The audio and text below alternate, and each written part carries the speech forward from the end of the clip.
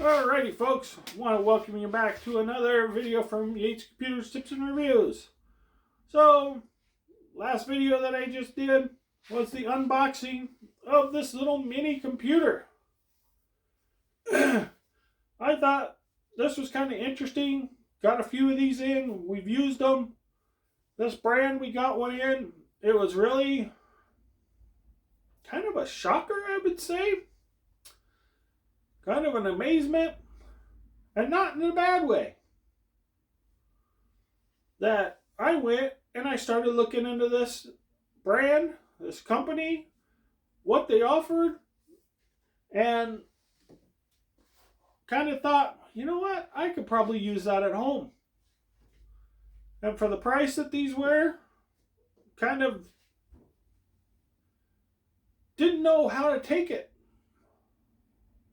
They were fairly cheap. A little too cheap, I thought. That I kind of got concerned, but I was like, well, you know, I don't know. A lot of these parts are fairly cheap. So, I can see having good quality parts in a small unit because they're not really that expensive. This unit was about $320.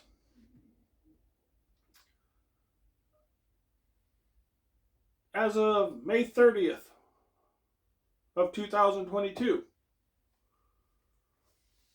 So, I know you'll see this video probably a few months down the line because I have other videos coming out already structured and lined up. So I wanted to give a date on that. So, here was the interesting part that really kind of hindered me and then confused me a little, and I had to kind of figure out, and I think this unit will work okay for what I need to work for. Because this is a Celeron 11th gen processor.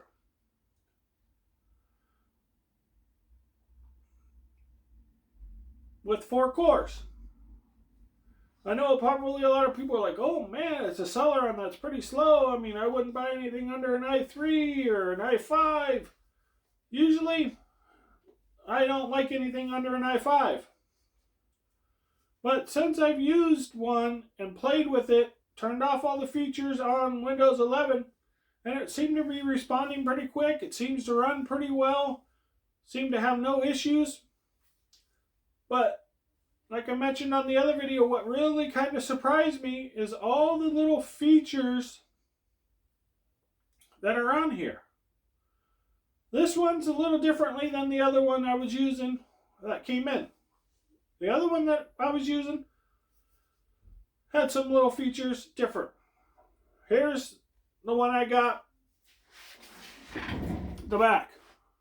You got your network port, USBs, 2 HDMIs. 2 HDMIs out. 2 monitors. And a power.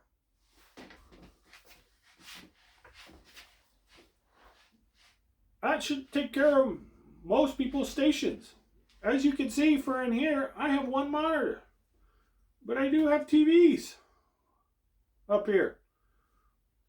So, now, with this computer, I can actually run my monitor and run it up to a TV if I want. I can mirror the picture. I can have them separate so I can do different things. So I can have my window screen up there and then show you other things, a background image, whatever I want to do. I can do a lot of things off of this little thing. I can put a video card in here. I can do that. That comes standard. The other unit that I was testing was a Celeron. I think it was 16 gigs memory, same as this. But one of the interesting things was, had 2 network cards in it. Kind of brought that up on the unboxing. That brings a whole different variable in on what you can use these for. This now takes it from a home computer to a mini server, some kind of media player type of device, where maybe you have your network come in and you have a network go out to something else. You can do a lot of things. Firewall. You can do a lot of things now with this little unit because of that little feature on the front. Kind of was another thing to USB, USB-C. Really handy to have that. You have your audio plug. Other thing with the other model that I was looking at is I believe it had an audio plug on the back. This one only has it on the front for your headphones.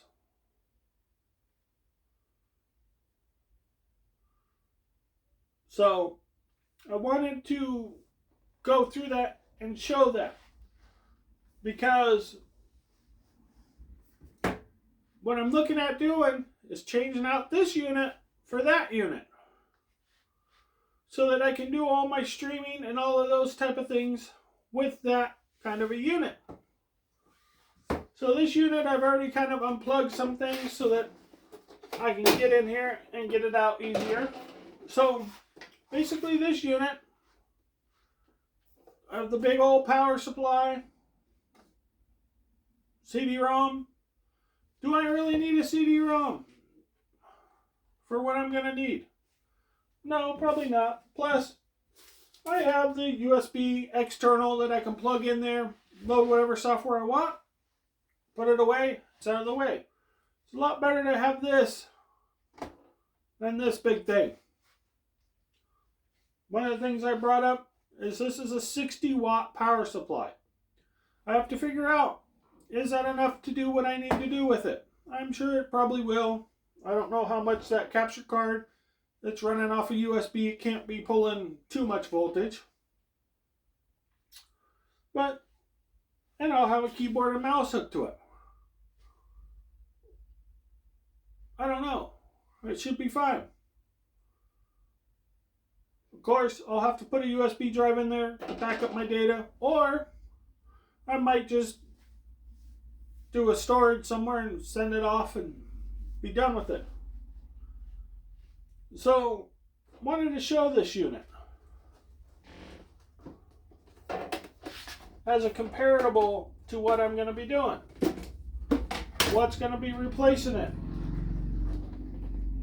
It's unlocked. 4 sticks of memory. This one, I believe I ordered, has 16 gigs, 2 sticks of memory, so it should run dual channel. This one, I put a solid state drive in. Some of these models I've seen out there, different brands, different other things, say you can put a solid state drive inside the unit for added storage. And I was kind of like, whoa, you can put that in there still? They got that pretty condensed. I don't know if I want to do that, because you still want it to breathe.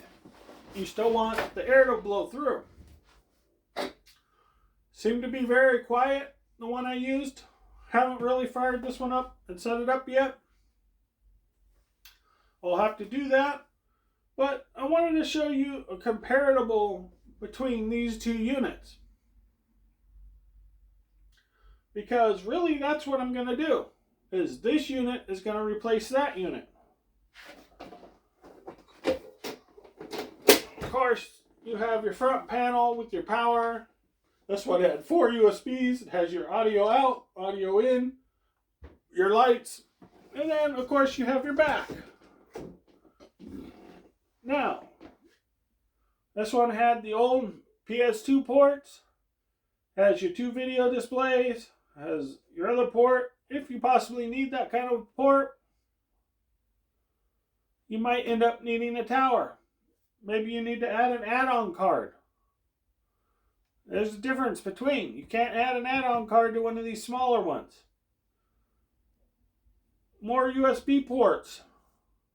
But of course, you can always get a powered hub or splitter or whatever you want if you really need to. But again, goes back to my power supply video. Got to be careful of your power supply and how much you actually hook up. Just because you get a smaller unit like this doesn't mean you can put a 20 port USB port splitter on there, and maybe if it's powered you can get that to work. But if you really need something like that, you probably want to stick with a bigger unit. So these are the comparables that I wanted to do. Mic in, audio speakers out.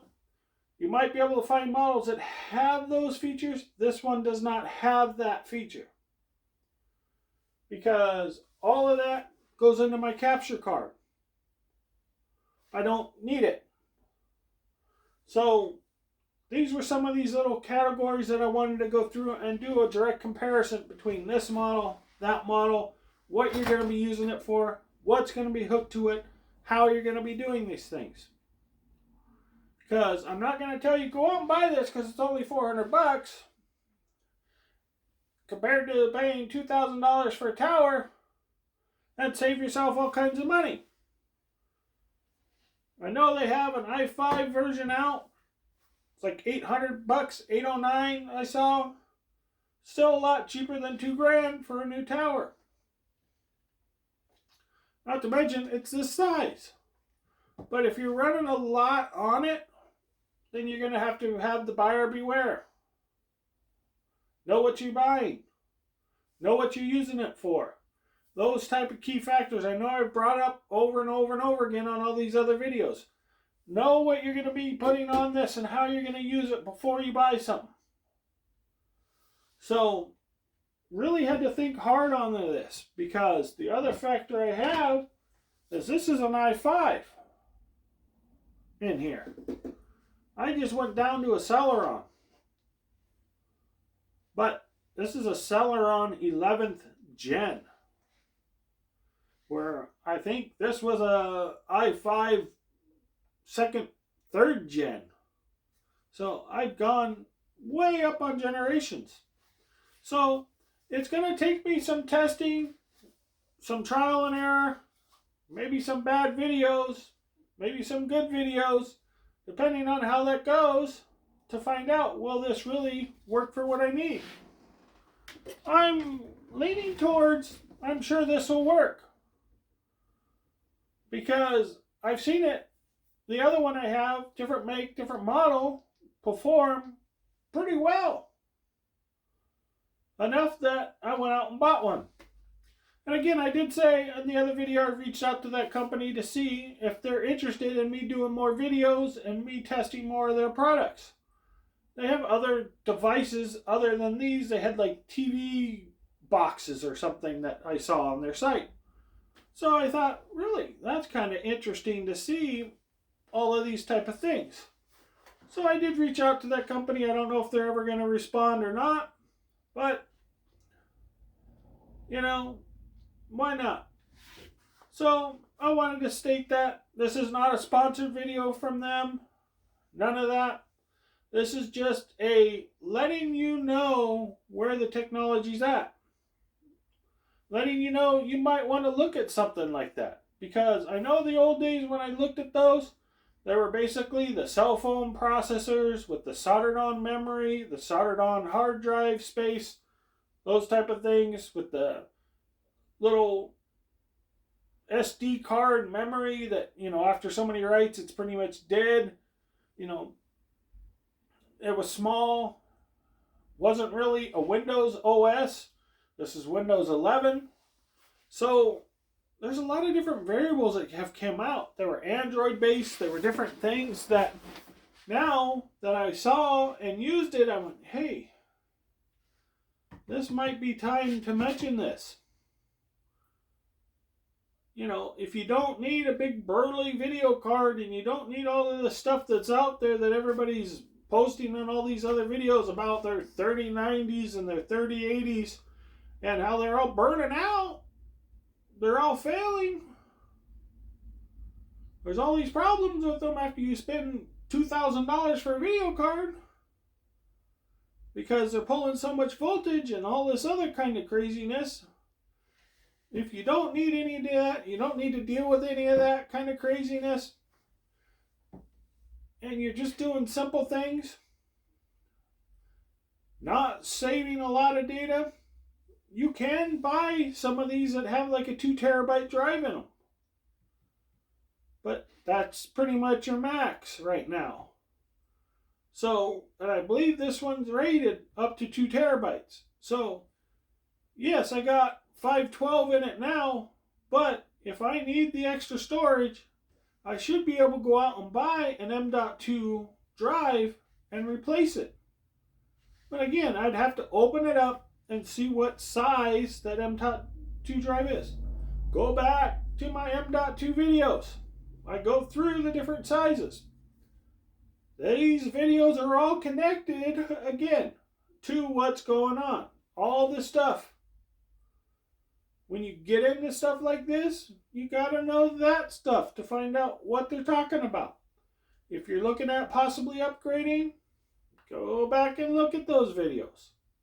So, these are some of the little variables out there, because let's say you can buy this unit for $200, but it's got the 128 gig drive in it.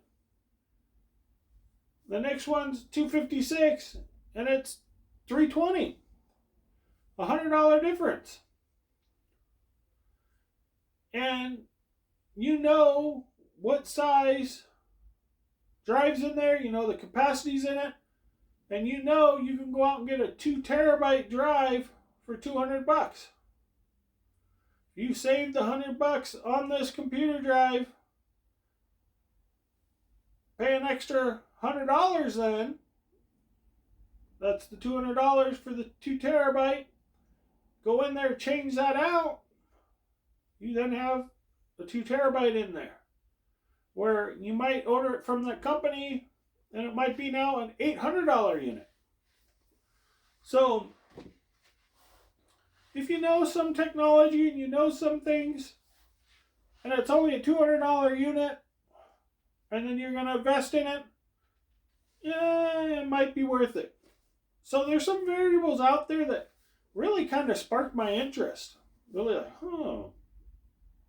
that wasn't bad price for that. And if this actually does everything I need it to do, wow, I'm going to be kind of blown away and surprised. But I'm not expecting to have a problem with this just because it's a Celeron. I did look at the i5s and the i3s, and I went, you know what? I don't think it's going to make that much of a difference. Yeah, it's got a little bit more caching and a little bit more stuff on the CPU, and it's got a little bit more speed on the CPU, but I have 4 core. I don't know if I'm going to need anything more. Goes back to some of my other videos where you can really kind of overbuild and overspend on something nowadays. So, even for me, I have to stop and think about it and actually process it and kind of do some math on it to figure out, do I really need an i5? Do I really need an i3 for what I'm doing? Only major concern I had is the power supply. Isn't enough wattage. So these were kind of the concerns I had. So I figured, let me go for it and try it because I don't see any major red flags. I know some other people will watch this video and go, whoo, he's crazy about that little tiny thing. It doesn't have enough power. It doesn't have this, doesn't have that. Well, depends on what you're running on it again. So I really wanted to show the comparison on size. Of course, they make smaller units. I think there's one that's smaller than this. And then they make these little tiny units. So you can shop around. You can look. This is where there's a variable here that really you didn't want to get too small because of your heat factors. But of course, this isn't running the standard CPU as this. It's running a different processor that's a slower voltage and slower speed, slower heat. So I wanted to go through that, show you a difference, show you. I went through a lot of this through the unboxing, but because what I was unboxing was really quite different than anything I've looked at in the past. So I wanted to do these videos just on this so people are aware that this is not your only option. Kind of like my server video. Is this a server? Is this not a server? This can be a server. I'm sure this could probably be some form of a server. You might not want the Celeron. You might want to go for the i5 and use this as some kind of server. Could be just as simple as DHCP web hosting. You have just a simple basic site. Depending on what resources and how much you're going to need. And again, brings up, how fast does your website really need to be? If you have people checking stuff out, you're kind of a private business dealing with resellers or dealing with other things, and you just have a catalog in there, you might be able to get away with something like this without buying. Now you're talking $8,000, $10,000 server. Not to mention it might be a rack mount or a big beast like that other thing. I mean, it's a good starting point, too. So, I wanted to kind of throw that out there because I don't hear a lot of people talk about them. I hear a lot of there was always a lot of bad negativity about these kind of units. But I've seen them in a work environment. So, kind of brought that back. That, well, maybe we can kind of look at this for certain key spots that you don't need a big tower. You don't need, do you need 2 drives in there? Do you need to have a backup drive? So, there's certain situations where this computer might not work. You might need to have a secondary drive in there that you're doing backups every month in. So even this won't work. You have to go with the bigger tower to get the dual drives in there. Again, maybe this will work for you. I did mention dual mount SSDs. If you have enough SATA ports and power, you can use that to drive. So, this is the variable here. That now you have little variables here that kind of drifted all the way down to here. So I kind of thought, wow, that kind of interesting that this is really the first time I've really seen kind of in tech where something has trickled down so far all the way to even this. Usually you have your new CPUs, you have your new memory, and those type of things, but these are all running, again, like I said, cell phone parts and other things that were soldered onto the board and other things that now, from what they're showing, is this supposedly has standard DDR4 or 3, I think 4 memory in it. Standard full sticks with the M.2 drive in there. Supposedly on the top. That really was kind of a shocker because most of the ones that I've always seen where they had any kind of memory upgradability were the little laptop memory sticks. So, that was kind of interesting to me to know that all this stuff has trickled down all the way to the bottom tier, to the lowest. This I consider the bottom tier, the small little minis. So, this is the comparison video between these two. And why I kind of thought this was interesting enough to do these videos now. And maybe now that this video is out there, all the other people that are out there in the industry might start doing some more videos on this type of technology, because they have ties with the bigger companies that probably all have these products, but nobody's looking at them because they're looking at gaming machines. So this is my video on the comparison between kind of the slim small factor and the new minis. And again, I want to state this again, buyer beware. I'm saying this has a Celeron, this has full sticks memory, this has M.2. Not all of them might be that way. Look closely at them, do your homework. So, wanted to sum that up in here as a warning kind of thing. Now that newer CPUs are probably coming, I hear all the rumors, see everything about new CPUs, new video cards, new memory, new everything. DDR5 is being implemented on boards, having issues, not having issues, all these other things. DDR6 memory on video cards, DDR7 or whatever the new rumor is out there. All these things can trickle down to making something like this really perform well. Doesn't mean this is going to go up to DDR5 or DDR6, but if it's DDR, 4 running at a good speed, of course, CPU-wise, what bus that has and that type of factors is going to affect your memory. That is really one of the key factors probably between the Celeron i5, i3 Celeron is the memory speeds. Compared to this one, that I'm sure probably is DDR2. I don't even know if it's DDR3 memory. I'm sure this one's going to be pretty comparable to this model. So again, I'll do some testing. I'll see if it works on my captures. I'll see what it does. I'll see if I get buffering. I'll see what happens.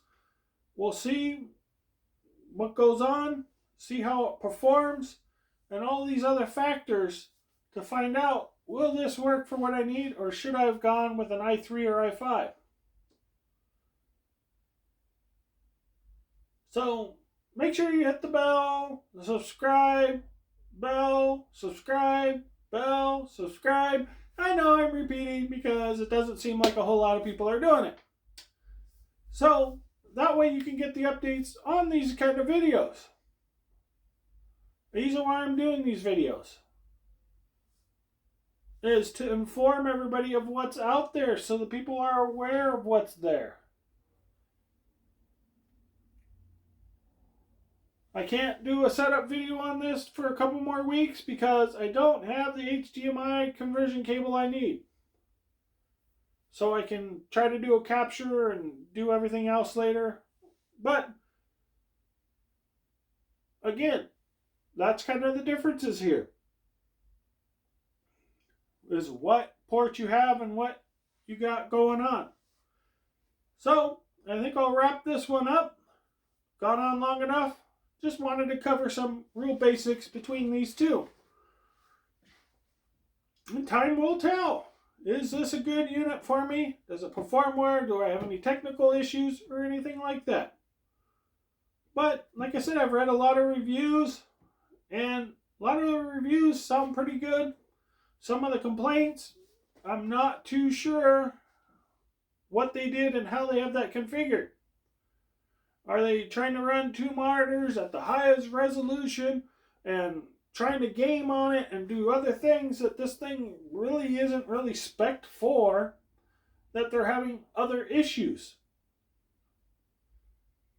They're talking about network card not being stable. Are they using it as a media center, trying to broadcast out to a giant TV? Again, 60-watt power supply. Go to the power supply video. These are some of those little variables that I'm pressing a lot on. I know I've said I wrap it up, but I keep pressing on this. Alrighty, thank you. Go back, watch the other videos that relate to some of this other technology so I don't have to keep going on. Thank you very much for watching another video from Yates Computers Tips and Reviews.